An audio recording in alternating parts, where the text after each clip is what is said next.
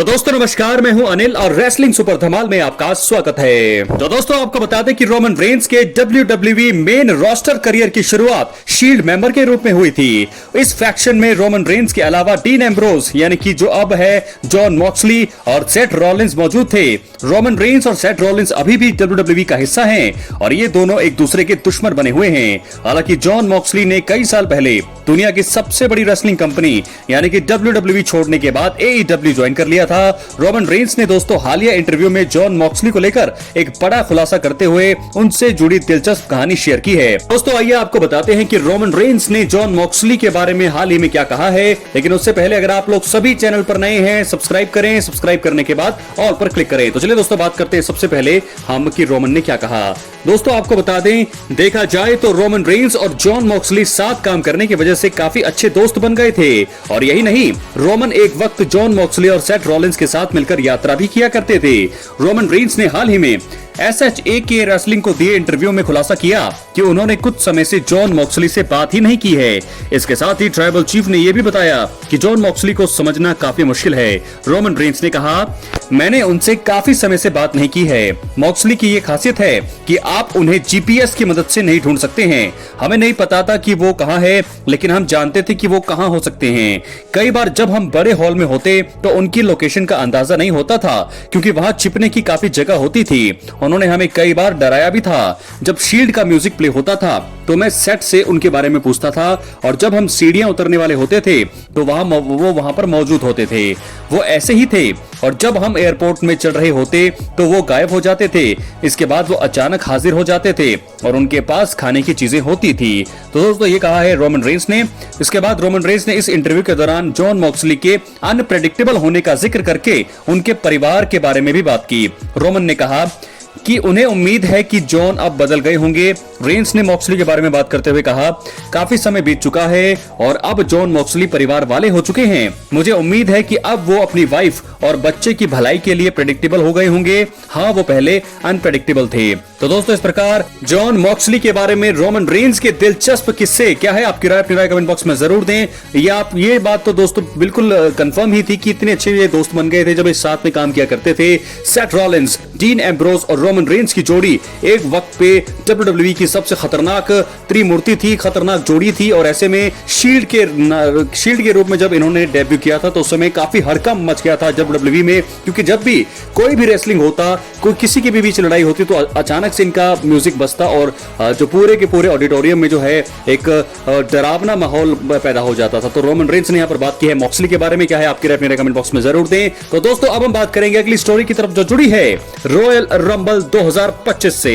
तो दोस्तों 3 कारण कि आपको क्यों WWE फैंस को भी 2025 के रॉयल रंबल मुकाबले को किसी भी हालत में मिस नहीं करना चाहिए, वो 3 कारण मैं आपको इस वीडियो में बताने वाला हूं। इसलिए वीडियो के अंत तक जरूर बने रहें और चैनल पर नए हैं दोस्तों प्लीज सब्सक्राइब करने के बाद ऑल पर क्लिक करें। बात करेंगे सबसे पहले, आपको बता दें रॉयल रंबल 2025 का प्रसारण 1 फरवरी को होने वाला है। शो में तगड़े मुकाबले होंगे। मेंस और वुमेन्स रॉयल रंबल मुकाबले को लेकर फैंस बहुत ही ज्यादा एक्साइटेड हैं। बड़े सुपरस्टार मुकाबले में हिस्सा लेने वाले हैं। इसके अलावा अनडिस्प्यूटेड WWE चैंपियनशिप और WWE टैग टीम चैंपियनशिप भी डिफेंड की जाएगी।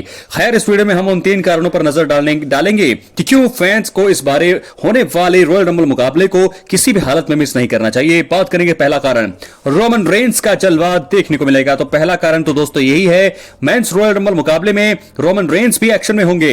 कुछ हफ्ते पहले पॉल हेमन ने उनकी एंट्री का ऐलान किया था।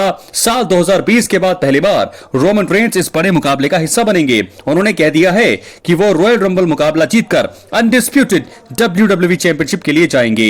रोमन रेंस का एक्शन देखने के लिए सभी तैयार हैं। ये बहुत ही बड़ा कारण है कि WWE फैंस को रंबल मुकाबला जरूर देखना चाहिए। आखिरी बार रॉ के नेटफ्लिक्स डेब्यू एपिसोड में रोमन जो है नजर आए थे, जहां पर उन्होंने सोलो सिकोआ को ट्राइबल कॉम्पैक्ट मुकाबले में हराया था। तो ऐसे में रोमन रेंस आने वाले हैं रॉयल रंबल मुकाबले में। बहुत ही तगड़े सुपरस्टार उनके सामने होंगे, दिग्गज रेसलर उनके सामने होंगे, जॉन सीना, CM पंक, सेथ रॉलिंस, रैंडी ऑर्टन और क्या पता शायद रॉक भी हमें मिल जाए। तो रोमन रेंस के लिए तो मैं आपको बता दूं, इतनी दीवानगी है भारत में, डब्ल्यूडब्ल्यूई में और दुनिया में, दुनिया के हर एक कोने में जो है रोमन रेंस के दीवाने हैं। तो मुझे लगता है कि रोमन रेंस के लिए कोई भी ये शो मिस नहीं करना चाहेगा। सबसे पहला और मुझे लगता है कि बड़ा कारण यही है कि लोग जो है रॉयल रंबल 2025 के इवेंट को मिस नहीं करेंगे और आपको करना भी नहीं चाहिए।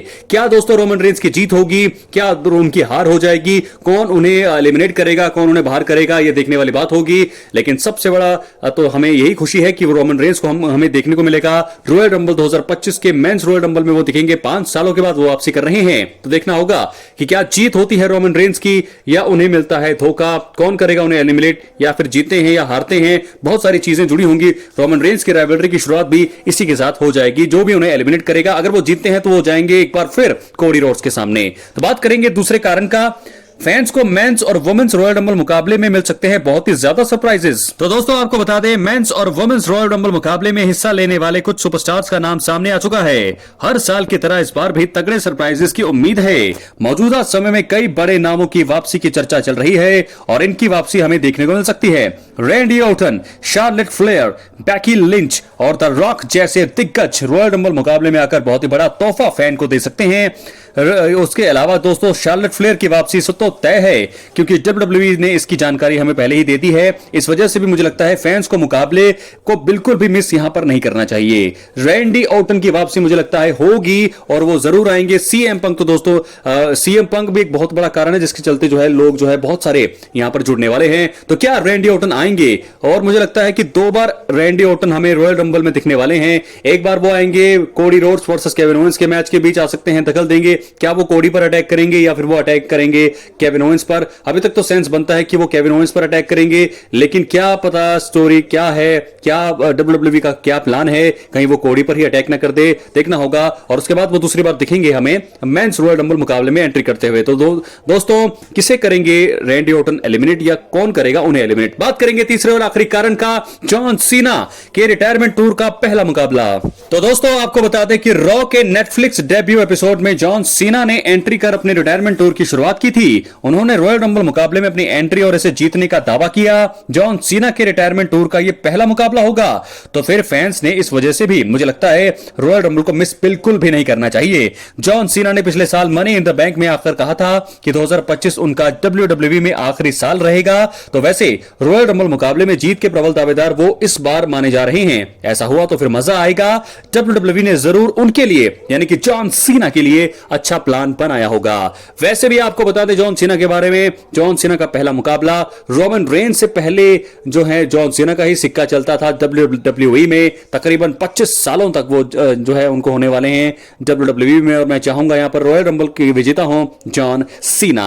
और ऐसे में अगर जॉन सीना जीतते हैं रॉयल रंबल मुकाबला, तो लगातार मैं आपको बता दूं ये बराबरी करेंगे स्टोन कोल्ड स्टीव ऑस्टिन की, और 2 ऐसे स्टार होंगे स्टोन कोल्ड और जॉन सीना जो 3-3 बार रॉयल रंबल मुकाबला जीत चुके होंगे। तो जॉन सीना एक तो ये जीतेंगे और दूसरा उनको जो बड़ा फायदा होगा कि उन्हें रेसलमेनिया का मेन इवेंट में मुकाबला मिलेगा चैंपियनशिप के लिए, जिससे वो 17 टाइम वर्ल्ड चैंपियन बनकर इतिहास के पहले सुपरस्टार बन सकते हैं जिनके पास सबसे ज्यादा वर्ल्ड चैंपियनशिप होंगी।